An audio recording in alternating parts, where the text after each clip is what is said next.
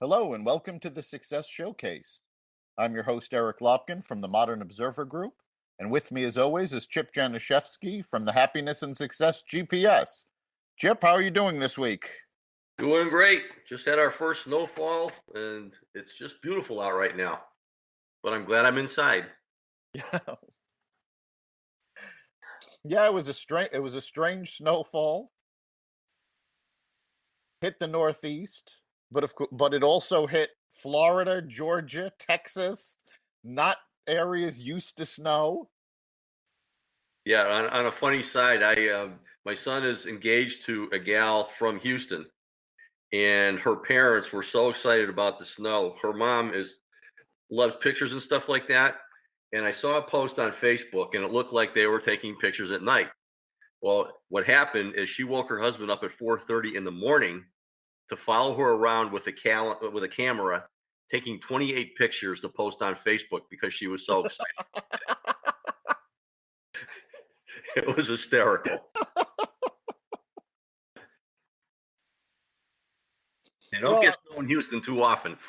no, you don't get a lot of snow in Houston. I have a friend that I grew up with who lives in Texas now, and she posted a photo on Facebook. She went out and built snowmen, but she had to work with the snow that actually fell, so each snowman was only about 4 inches tall. So she made a whole family.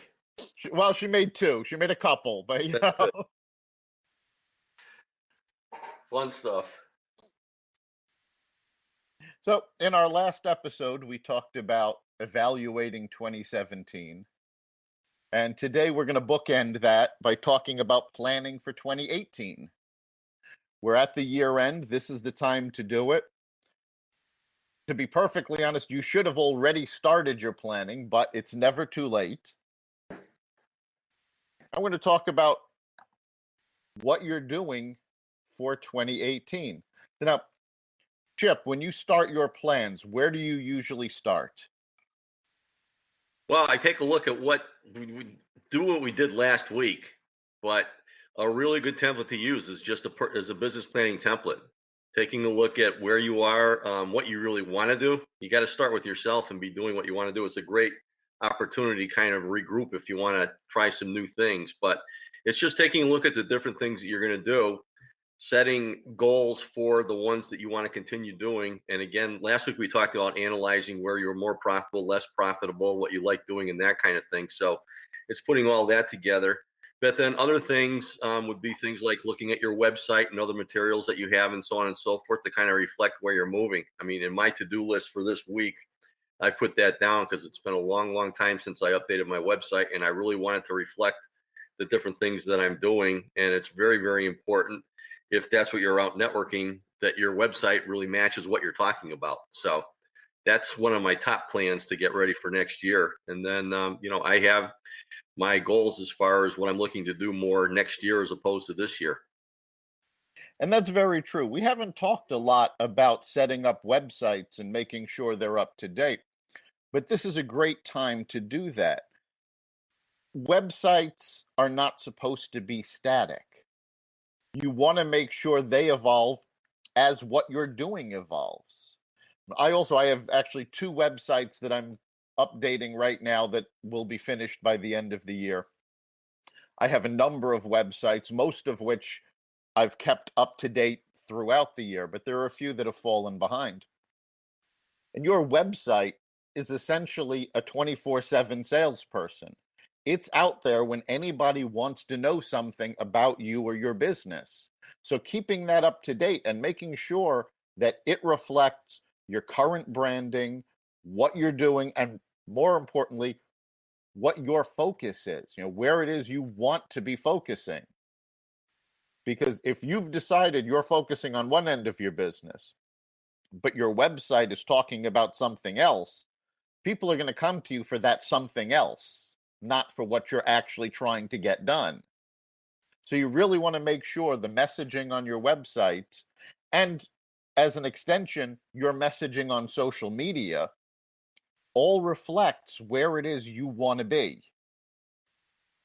Yeah, I know that's something that you're very good at. You're on social all the time, giving value-added articles and links and so on and so forth to keep that brand going. And one of the things that I'm looking to do more of this year, as everybody knows, I do speaking and training and so on and so forth. And I did a talk at the Community Economic Development Fund a couple months ago about networking, and they publish articles following up as far as with content and so on and so forth. And they sent me a link to what I had given them to publish about myself, which came out really, really well.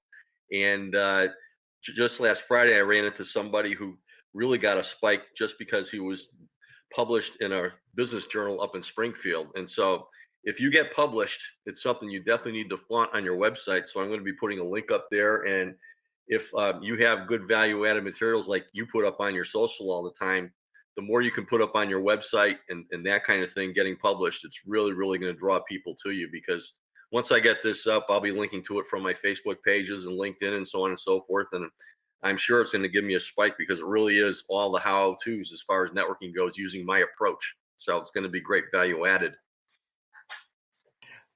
Yes, being published in another blog, a newsletter, print publication is huge for you to publicize. When you have that content out and you are being featured as a subject matter expert, it boosts your credibility. And getting that word out through your website, through social media, very important to projecting the image that you want to put forward. And again, it gives people who may have been on the fence about contacting you that extra push, saying, oh, okay, these guys also think he's an expert, so I'll give him a shot.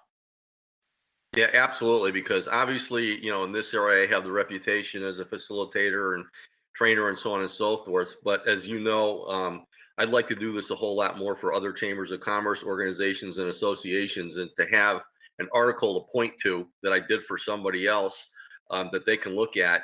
It really boosts credibility huge. So I'm really, really looking forward to seeing what the reaction to that's going to be.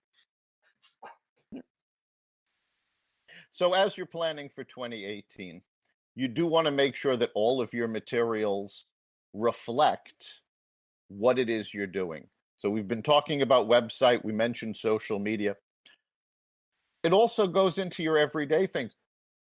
If you're a business owner, if your business has changed substantially, it may be time to take another look at your business card and make sure your business card actually reflects what it is you're doing. We had an incident a few weeks back at a speed networking event where someone had handed out a business card for their organization, and they didn't take a good look at the card before they grabbed it that morning. The card had the wrong location, the wrong name. So people were very confused when they got this card. You want to make sure that all of your materials are up to date and match. The logo on your website, the logo on your business card should be the same. You should be using the same branding colors. This is a great time to take all of your materials and look at what works and what doesn't, and update everything to make sure everything is pointing in the same direction. Yep. Sync everything up for next year for sure. Now, these are all the materials that reflect you, but what's really important is figuring out what you're going to be doing and how you're going to be doing it. And it starts with goal setting, which we've talked a lot about on this podcast. And it also depends on your putting together an action plan. Having a goal isn't enough. You have to have a plan to act on it. And this is the time of year to put that together. Yeah, absolutely. I mean, we've talked before about entrepreneurs really being, every entrepreneur is a project manager. However, they have their own specialty. So it's a great time of year to analyze the strategic partnerships and relationships that you have with people out there to cover the services that need to be part of your project that you're not going to be able to do yourself. So it's a great time of year to kind of analyze how you related with other people out there, but and where you're falling a little bit short so that you can identify some targets that you may want to start developing relationships with moving ahead. And it's a great thing to tap into your network for and get advice from that, because networking is a great way to identify people. Right. It's very important for you to realize that you do not have to do everything yourself. Partnering with others is a key way to move yourself towards your goals. Yeah, in fact, it's counterproductive to try and do everything yourself. It's impossible. And you're just going to limit your ability to pull in the income that you need by doing that. You need to delegate things out. And when you're looking at your own time management, you have to be making sure that you are doing things that are going to generate the best bang for your time, which is probably business development and management and that kind of thing, instead of doing things that you shouldn't be doing. Exactly.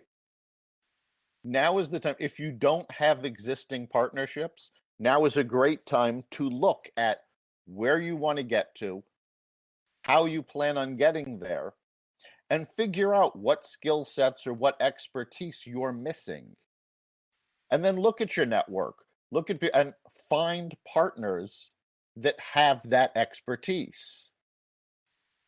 It's a great way to expand your reach, to expand the reach of your partners, because when you work together, you get a lot more done than when each of you work separately. Absolutely. And we've talked in the past about organization charts and operations manuals, which an operations manual at its simplest, but I think very effective, is just a checklist of different things that have to be done. So if you map out a typical project for yourself, you should have a checklist sequentially of everything that has to be done for that project. And by looking at that, you'll be able to identify things that you're going to be doing yourself and things that you need help with doing. And that will help you determine possibly where you need to go out and develop relationships to get those other things done. But it's a great time of year to fine tune how you do things also. And a checklist is a great way to do that if you do project-based work.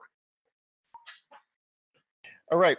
You can look at what you've done over the past year, what you enjoyed doing, what you hated doing, and start making that shift so that you're focusing more on what you're good at and what you enjoy doing. And that doesn't just apply to work. This is, at the end of the year, it's a great time to plan for the next year, to make sure you have time to do the things you enjoy doing. If you want to go camping, start planning now to schedule something in late spring, summer for you to go away camping. If you're an avid reader, make plans to set aside a certain amount of time to read or listen to books. Depending on what it is you want to do, work that into your plan. There's the old saying, all work and no play makes Jack a dull boy. You want to be incorporating playtime into your overall plan to make sure you get to it, and it also helps you not burn out. Absolutely. I mean, we've talked a lot about personal strategic planning, and it's not just about professional, what you do. What you do professionally will give you the resources financially to do whatever you want to do with your life. And obviously, you need to plan in your schedule, family time, vacation time, reading time, whatever it is you want to do should be part of your planning process for next year. And whatever you're doing professionally has got to fit in there somewhere. But if that's the dominating thing, if that's all you're after is resources and money and so on and so forth, it's going to make you a miserable person. Right. Nobody, no matter how much you enjoy your work, nobody should be working all the time. It's not good for you. It's not good for your relationships. It's not good for the people around you. You need to make sure that you take the time to rest your brain, to do things you enjoy doing, other things you enjoy doing.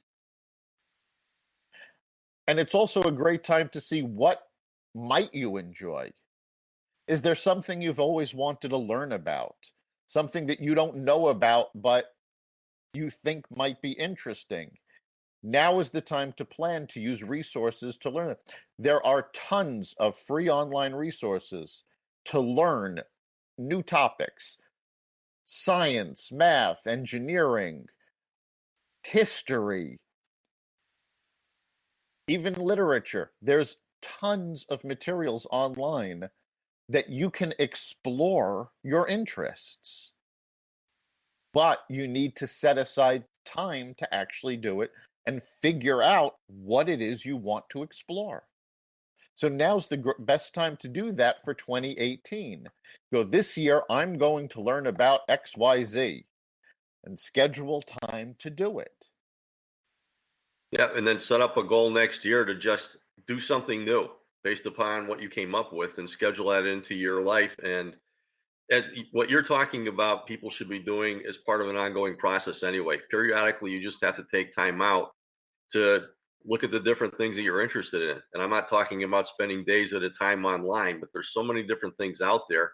And one of the best things you can do is, as you're walking around, if something comes into your head that all of a sudden interests you, write it down on paper so that when you have the time to go research it, it's there for you instead of just a fleeting thought.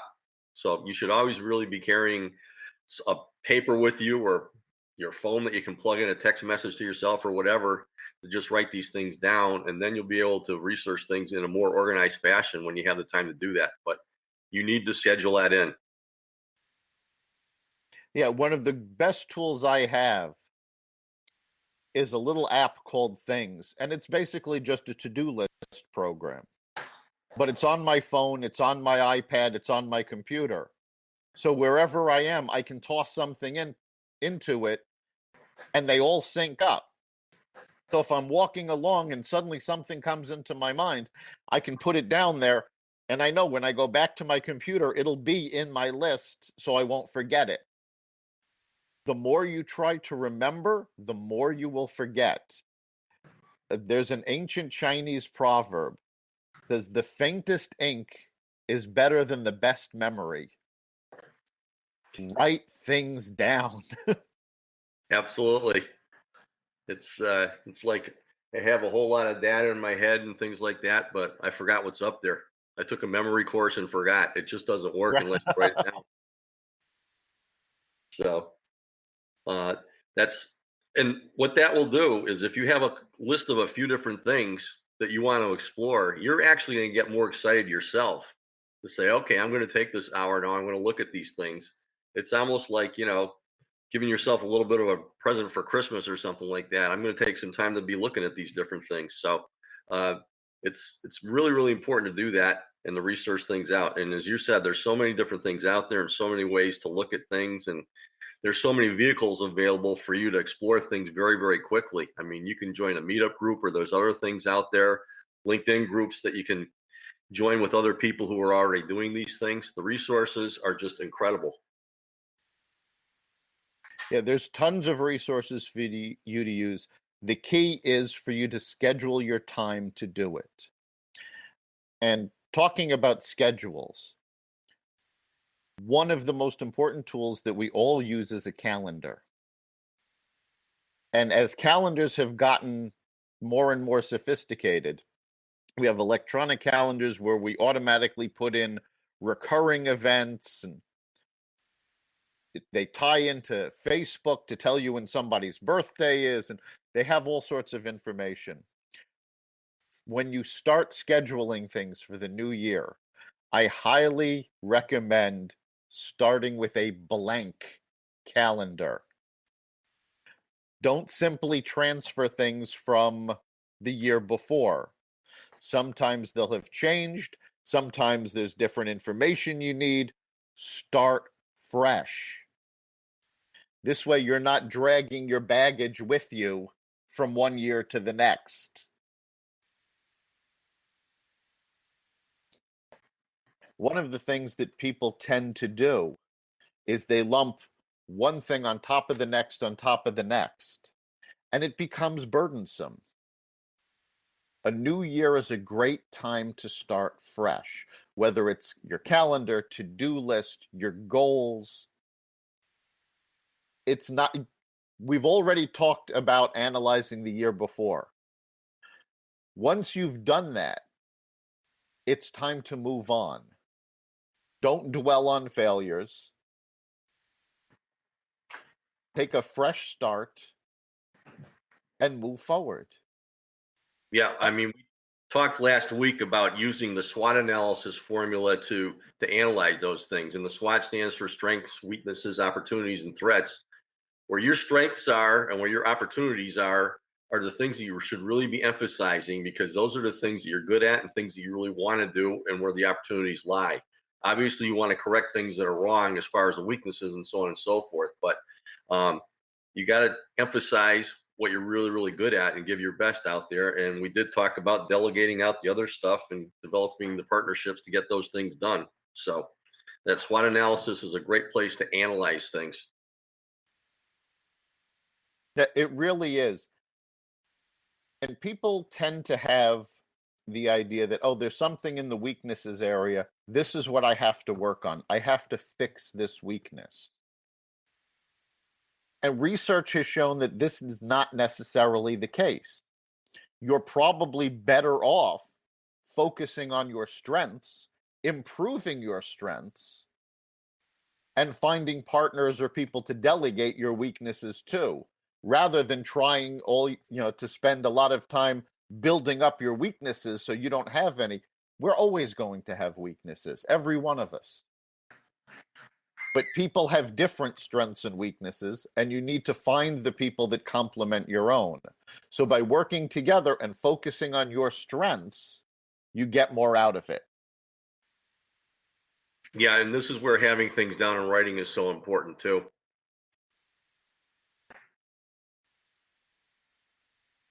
Oh, absolutely, because the fact of the matter is, if something is in your head, it can't be shared. It has to come out. Writing it down, collaborating, it makes getting things done so much easier. It makes your goals easier to achieve, and you can push further. You can make bigger goals. Yeah, it's easier to prioritize things that way just by checking things off. Also, we talked a little bit before about the power of using an Excel spreadsheet to write down these ideas. And the nice thing about that is it has a column where you can prioritize things. Just put down numbers there and sort things out, and all of a sudden you got organization there too. So whether it's on paper or in an Excel spreadsheet or whatever, you got to get it in writing. Right. And as we said it before, getting things in writing also is key for remembering them. Trying to juggle everything in your head, something is going to fall through the cracks. You're going to forget something. And it's, an old joke, but kids do this all the time. Try to name all 7 dwarfs from Snow White and the 7 Dwarfs. And invariably, you end up counting off, and there's 1 or 2 that fall, that you can't remember. Now, we've done this time and time again. We've all seen the movie. We know the story. Yep. But keeping everything in your head when you need to recall it, it is not efficient. So when you write things down, it helps you get it out. And using that same example, if you write down the names of the dwarfs, you can see in front of you which ones you've named and which you haven't.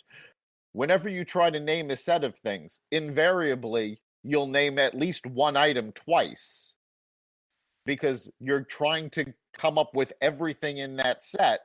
You've already forgotten what you had said. Write it down. Use spreadsheets, pen and paper, a calendar, to-do lists. Doesn't matter what the form takes. Use whatever works for you, but find what works for you and use it. Yeah, I mean, you mentioned starting out, starting fresh and so on and so forth. that goes for the systems that you're using also. I mean, a blank calendar is a great idea, but analyzing how you're doing things now as far as tracking and to-dos and so on and so forth versus how they could be done, it's a great time of year to do that. And obviously there's a lot of help online as far as possible systems that you can use to do that too. So that's a good thing to research and just pick what works best for you. Yeah, there's a great book by David Allen called Getting Things Done. And one of the things he stresses is that you need to find the system that works for you. No one system works for everybody. So by finding what works for you, and it may be something you've been using, it may be something that you've never heard of before that you research online and go, oh, wait, that fits how I work. The key is whatever you're doing, you have to keep doing it. You have to actually use the system. If a system doesn't work the way you do, you're going to tend to push it aside and it'll fall by the wayside. Find what works for you. Whether it's, again, pen and paper, computerized, electronic, doesn't matter. However you work is right for you. Use systems that work the way you do to make sure you remember everything, to make sure you can communicate everything.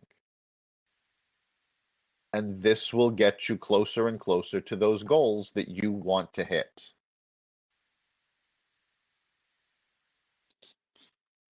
All right, we're coming up on the end of our time here.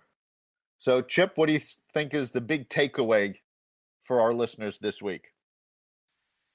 It's time to just regroup in all the areas of your life and just write down a plan and make sure that you're going to be monitoring things as you're moving ahead. Take a look at that system that you come up with and make sure that it's part of your ongoing process instead of just a year-end thing to monitor how you're doing and make adjustments needed when necessary. Yeah, that's great. I think my takeaway is set your goals and aim high. This is the time where you get to push. Figure out what you need and figure out who you need to get it done. And then this way, you'll be pushing into 2018 with a running start. You'll hit your goals and hopefully exceed them. You've been listening to the Success Showcase. You can catch us every week at blogtalkradio.com/Success Showcase.